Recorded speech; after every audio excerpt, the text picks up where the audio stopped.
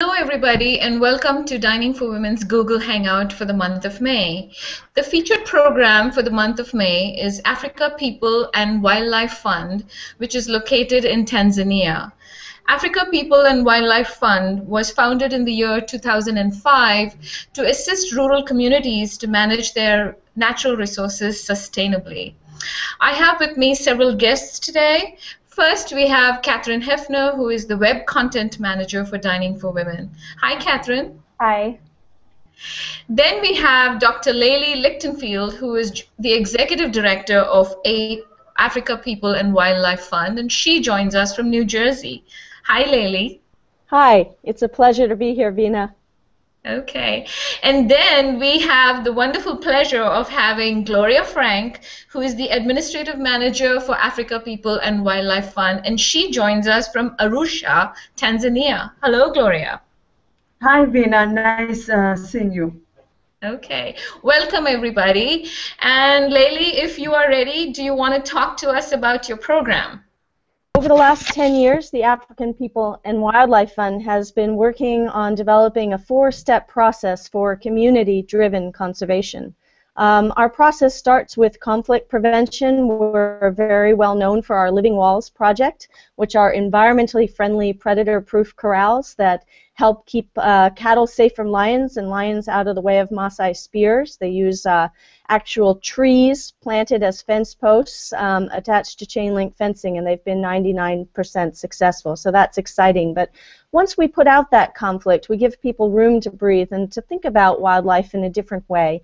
And we start with our capacity building programs, helping people develop the skills, knowledge, and tools they need to manage their environments. But we don't let education go in one ear and out the other. We actually then go on to our 3rd step, which is active natural resource management. And we help people. We have a small project fund that communities can apply to for financial and technical support to actually get something done on the ground. And the 4th step of the process, and our most recent development, has to do with conservation enterprise. Once people are managing their environments well, they should be able to benefit from them. And this is where our Women's Entrepreneurship and Environment Initiative comes into play, that is receiving support now from Dining for Women. We're so excited to be part of this. The Entrepreneurship Project begins with seminars, helping the women learn how to build a small business, develop accounting skills, understand what an environmentally friendly enterprise might be.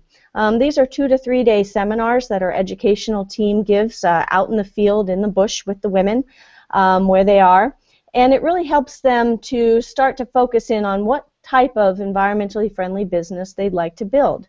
With Dining for Women support, we'll be able to hold 9 of these seminars in the coming years. And once the women go through the seminars, they can then apply to our environmentally friendly microfund. So what this is an opportunity to actually get financial support to build their business.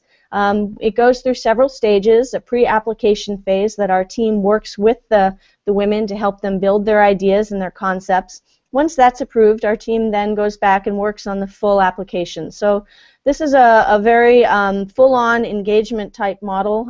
Our team is with the ladies from step 1 all the way through to the end. And with Dining for Women support, we're going to be able to give out 40 grants over the coming years. And these can be grants to establish new businesses, and they can also be enhancement grants to improve existing businesses. Now, it's interesting, since we began this a couple years ago, women have really gravitated towards beekeeping. So we have a very strong emphasis on beekeeping and developing and helping women to establish beehives. So with a microfund grant that's about 500,000 shillings, the women can buy 10 beehives, environmentally friendly beehives. And we help them to build them and to install them in the bush. And then we also continue on with engagement, and the Dining for Women support will also help us to continue with beehive training, hive management, honey harvesting, marketing potential. We've developed an environmentally friendly brand that's called Mama Asali, or Mama Honey, and we're excited that a number of lodges and local tour operators are ready to not only buy the honey in bulk from the ladies, but also to stock their shops with their products, as well as some stores and store owners in the town of Arusha. So we've got quite a market already set up. And the final thing that's very exciting about this project is in return for getting a microloan, the women do pay back these grants, but not in the traditional means of paying back with the actual funds. We found in the beginning that this almost handicapped the women a bit more because the returns from their businesses take a little while. It takes the bees a little while to start producing that honey, to build their combs, their hives. Women were having to actually loan money to each other to repay their loans. So instead of doing this, they pay back in terms of environmentally friendly projects, which helps to raise awareness about the importance of the environment among the community at large. So different projects that they've done include educational awareness raising at local market day. They have planted trees at local schools. They've helped to protect watersheds, and really to reinforce how critical it is to protect natural resources. 75% of Tanzania's population lives in rural areas and depends on healthy pastures, firewood, clean water for their survival. So it's it's an important piece of the project. And right now, one very exciting initiative with this project that's developing as we speak is some of the women are actually going to be bringing their beehives into shared areas called bee reserves. This is land that will actually be designated to the women for their use by their local community. They'll be able to manage it for their beekeeping businesses, and what it will do for the environment is it will protect the habitat beneath the beehives for the wildlife. So it'll keep agriculture in these areas at bay, it'll support additional income for the women, and it'll ensure that the habitat for lions, elephants, and also the livestock that depend on healthy pastures will still be there in the future. So it's a really exciting time for the project. We're thrilled to be part of Dining for Women and for the support towards this initiative. That's our program, Vina, and we'd love to take some questions if you have them. Thank you. Laly, thank you so much for those beautiful visuals. It is so clear to all of us that Africa People and Wildlife Fund works so hard to work with your communities and to keep the natural resources and the environment, all of it, to keep it and preserve it for the generations to come. I think Dining for Women is delighted to be part of this project of yours. Gloria, I was wondering if you could tell us more, tell us the stories, tell us who these women are. Describe these Maasai women for all of us. Thank you so much, Vina. I don't know if you know, but I'm also a Maasai woman, and I've been raised by both parents who are Maasai. And typically, I've seen my mom when I was growing up that she was not even involving herself in doing any other with any other business other than just taking care of the house, taking care of my grandparents, and unfortunately, I don't know if it's fortunately or unfortunately, we have here we live in a big extended family with sometimes uncles, sometimes aunties, kids, and things like that. So seeing and even working with African people and wildlife and seeing them assisting and providing technical assistance and even grants to women, it has brought so much empowerment to them. Because the way women are perceived in this community is they see us as you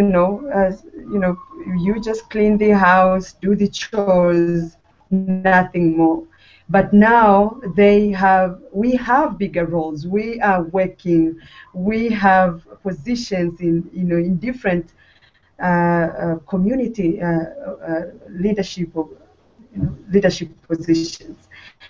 So it's very, very exciting, and there's so much empowerment going on.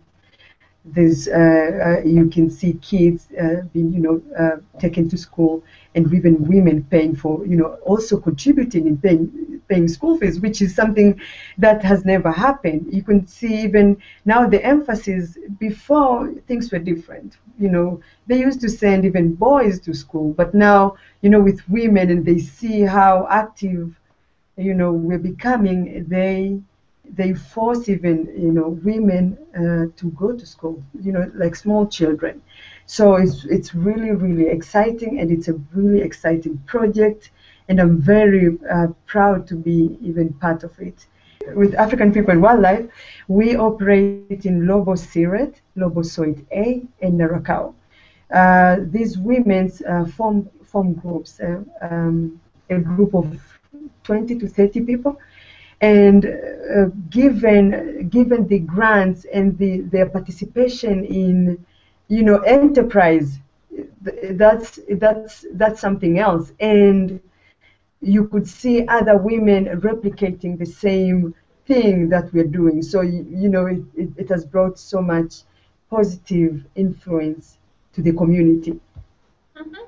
I Um, think if you yeah. have any questions, Rina. Yeah. Thank you so much, Gloria.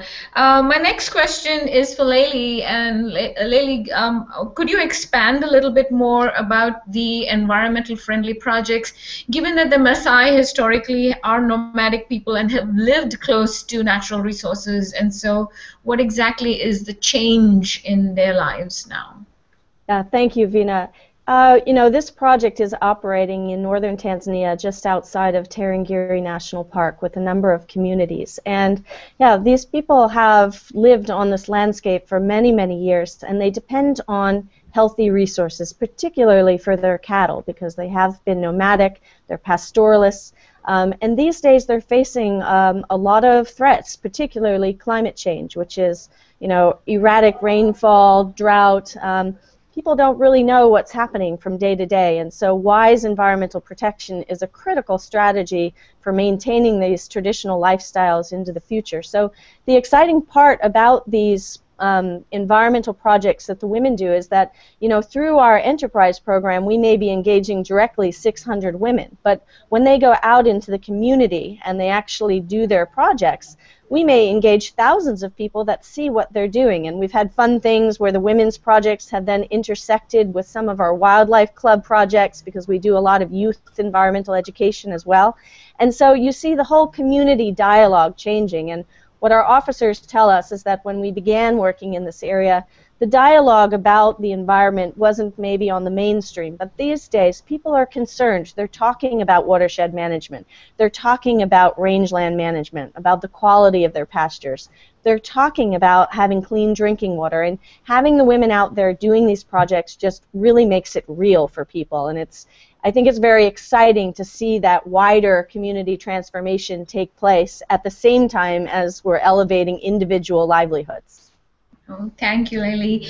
I think we only have time for one more question, but Gloria, we would love to hear some stories about the women that you've been working with all this time. So please tell us a few stories.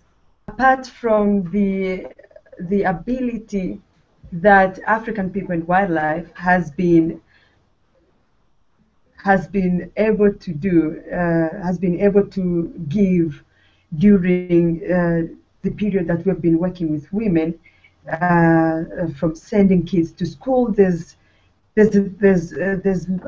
are women, the different women now with leadership roles in our communities. There's a woman who has been a key inspiration to everybody, including myself. She's called Mama Helena. She is the key member of in the community. She is involved in so many decision makings. I've been attending meetings, and in every meeting, even if they are guys, you will see her, there, and she has a great influence over, over some of the decisions that, men leaders will be making, during their meetings. So looking back at what we're doing and what she has accomplished over the years, it's really inspirational. Oh, that is absolutely wonderful. So we at Dining for Women are thrilled to be part of this program. Laly, Gloria, thank you so much for joining us, and we hope that our project would also further Mama Helena's leadership skills, and we hope she has got a future as a budding leader in your communities. So thank you everybody for joining Dining for Women on this Google Hangout, and we will see you next month. Thank you. Bye-bye.